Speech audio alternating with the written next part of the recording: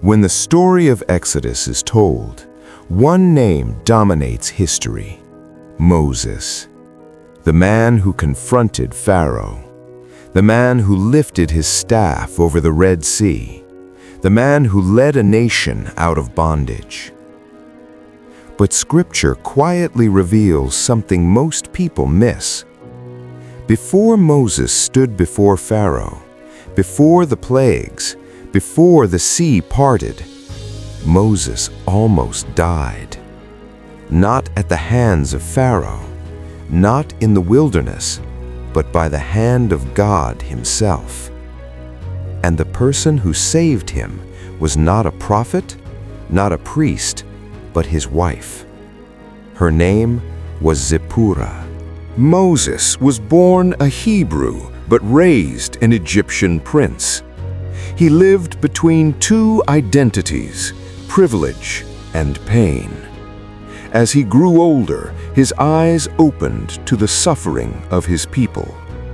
Scripture said, "One day after Moses had grown up, he went out to where his own people were and watched them at their hard labor."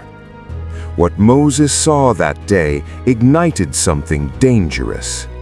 Scripture said, "Moses looked this way and that and saw no one, and he killed the Egyptian and hid him in the sand." In one moment, Moses chose justice by his own strength. And that choice cost him everything. Pharaoh discovered the act. Moses' life was now forfeit. The palace became a memory. The future became uncertain. Here, Moses fled to Midian, a foreign land, a place of anonymity. He arrived with no title, no authority, and no plan. Only survival. In Scripture, wells are never accidental. They are places of meeting, transition, and covenant. At this well, Moses encountered injustice again, but this time he responded differently. Scripture said, "Some shepherds came along and drove them away, but Moses got up and came to their rescue and watered their flock." One of the women was Zipporah, daughter of Jethro, priest of Midian. She saw something unusual in this stranger, not rage, but restraint, not violence, but courage under control. After helping her and her sisters at the well, Zipporah returns home. Jethro notices her excitement and asks, "What happened at the well? Where is the man that saved you?" Zipporah calls Moses from outside. Moses was welcomed into Jethro's household. For the first time since fleeing Egypt, he was not running. Scripture said Moses agreed to stay with the man who gave his daughter Zipporah to Moses in marriage. There were no trumpets, no royal robes, just covenant. Zipporah married a man whose calling was buried under fear and failure. Together, they built a life far from Egypt, far from destiny, or so it seemed. Moses and Zipporah had a son. They named him Gershom, which means a stranger there. For Moses said, "I have been a stranger in a foreign land." Years passed. Moses became a shepherd. From palace halls to pasture land, from commanding servants to following sheep. Yet God often prepares leaders in obscurity before revealing them in power. One ordinary day, God interrupted Moses' routine. Scripture said, "There the angel of the Lord appeared to him in flames of fire from within a bush." God spoke. Moses listened, and destiny awakened. Scripture said, "So now go, I am sending you to Pharaoh to bring my people, the Israelites, out of Egypt."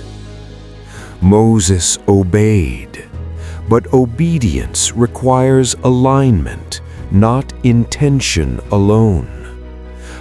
Moses informed Zipporah, and they journeyed to Egypt, a place where he once fled.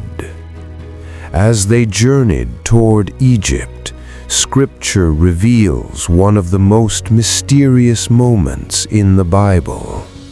Scripture said, "At a lodging place on the way, the Lord met Moses and was about to kill him."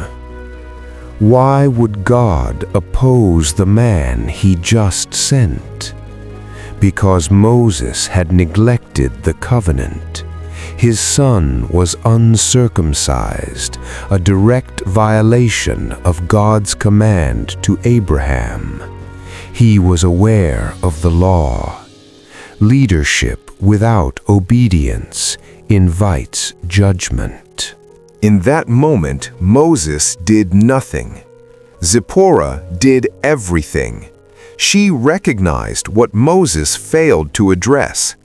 Scripture said, "But Zipporah took a flint knife, cut off her son's foreskin, and touched Moses' feet with it. She said, 'Surely you are a bridegroom of blood to me.'" It was not bitterness, it was revelation. Zipporah understood covenant when Moses hesitated. Scripture said, "So the Lord let him alone." God withdrew. Judgment passed. Moses lived. History remembers Moses. But Scripture remembers Zipporah quietly.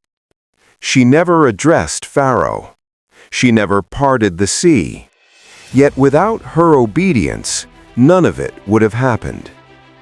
Before God used Moses to save a nation, he used Zipporah to save Moses.